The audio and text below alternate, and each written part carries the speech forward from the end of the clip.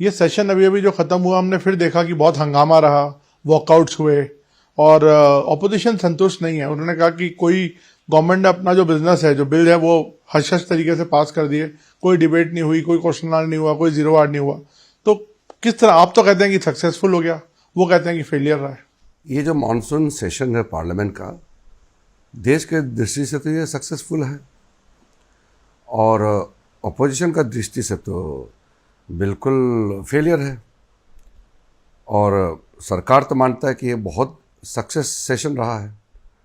हाँ, चर्चा का दृष्टि से ठीक नहीं रहा, क्योंकि इतना इम्पोर्टेंट बिल्स पास हुए हैं जिसका बरसों पहले इंतज़ार करते थे लोग कि ऐसा बिल कब आएंगे, आखिर लाया। अब बताइए एक चीज़, जो सरकार में रहते हैं वो अपने आप को बचाने के लिए बिल लाते हैं ना, करप्शन में हो या कोई भी चीज़ में। मोदी जी ऐसा प्रधानमंत्री है जो रिकमेंडेशन के विपरीत खुद प्रधानमंत्री को भी उस कैटेगरी में डाल दिया कि अगर प्रधानमंत्री भी कोई भी करप्शन करते हैं तो वो जेल जाना होगा, और जेल जाता है तो पद छोड़ना होगा।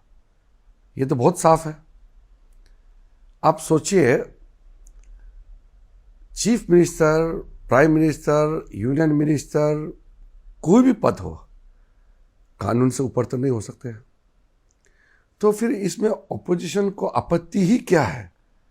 देश स्वागत कर रहे हैं कि इतना क्रांतिकारी बिल लाए हैं। प्रधानमंत्री जी ने सारे कैबिनेट को बताया कि देखिए, रिकमेंडेशन में तो प्राइम मिनिस्टर को इस प्रोविज़न से बाहर रखा जाए, लेकिन प्रधानमंत्री नहीं माने। मोदी जी कहा कि नहीं, प्रधानमंत्री को एक्सेप्शन क्यों मिलना चाहिए? प्रधानमंत्री भी एक नागरिक है, वो कोई अलग से उसको प्रोटेक्शन या उसको स्तर नहीं होना चाहिए, जैसे बाकी है वैसे प्रधानमंत्री। तो इतना अच्छा बिल है। दूसरा, आज तो प्रधानमंत्री, ज़्यादातर मुख्यमंत्री तो हमारे लोग हैं। तो अगर हमारे लोग गलती करेंगे तो वो तो पद छोड़ना होगा। नैतिकता का भी कोई चीज़ होता है कि नहीं?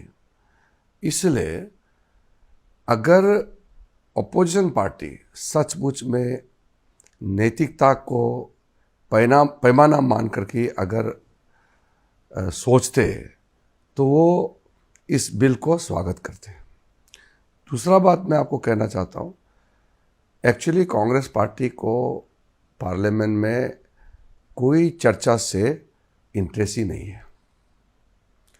उनको पार्लियामेंट में डिबेट डिस्कशन में भरोसा ही नहीं है। कई एमपी से कांग्रेस पार्टी के और बाकी पार्टी के मेरे पास में आए, बहुत दुखी थे। कहते हैं कि पहले बार चुन के आए हैं, पार्लियामेंट चलता नहीं है, भाषण देने का मौका मिलता नहीं है, अपना कॉन्स्टिट्यूंसी का बात रखने का मौका नहीं मिलता है। तो मैं कहता हूं कि राहुल गांधी और कुछ विपक्ष के लोगों को बोलिए कि उनके वजह से अगर पार्लियामेंट नहीं चलता है तो नुकसान ऑपोजिशन एमपीज का होता है। सरकार तो बिल पास कर लेगा, अगर हंगामा होता है तो भी देश हित में हम तो बिल पास कर ही देंगे, लेकिन बिना चर्चा का बिल पास होना ठीक नहीं है। हम मानते हैं कि चर्चा होना चाहिए।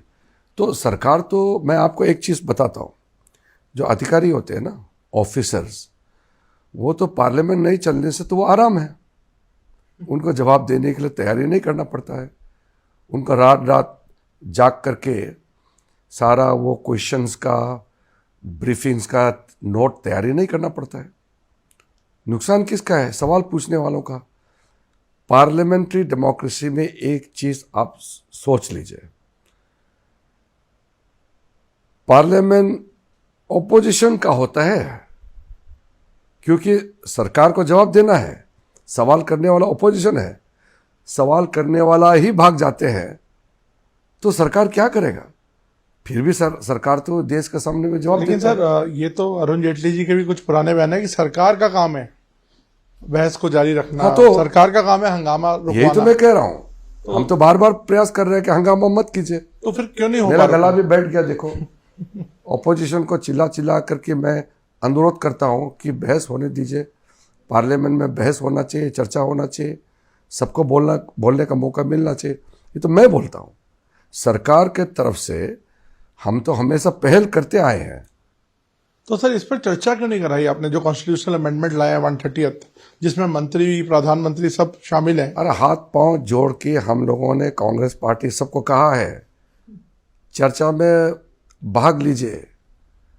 कांग्रेस में कई सदस्य हैं जो बहुत अच्छा बोलते हैं, जैसे ज्ञान भी है। नहीं, मैं नाम लूँगा तो उनका थोड़ा सा अपना पार्टी में गड़बड़ हो जाएगा, लेकिन कांग्रेस पार्टी में और ऑपोजिशन में भी कुछ पढ़े लिखे अच्छे लोग चुन के आए हैं, उनको बोलने नहीं देते। राहुल गांधी जी अगर बोल नहीं सकते हैं या बोलने का तरीका नहीं है, इसका मतलब ये तो नहीं है कि बाकी को भी बोलने मत दो। बाकी कई लोग हैं ना जो बोल सकते हैं। एक ज़माने में तो पार्लियामेंट में जो बहस होते थे कितना मज़ा आता था, हम लोग तो बैक बेंच में बैठ करके सुनते थे, सीखते थे। आजकल नए चुन के आने वाले एमपी को तो बहुत मुश्किल से अच्छा डिबेट सुनने को मिलता है, क्योंकि इतना डिस्टर्बेंसेस होता है।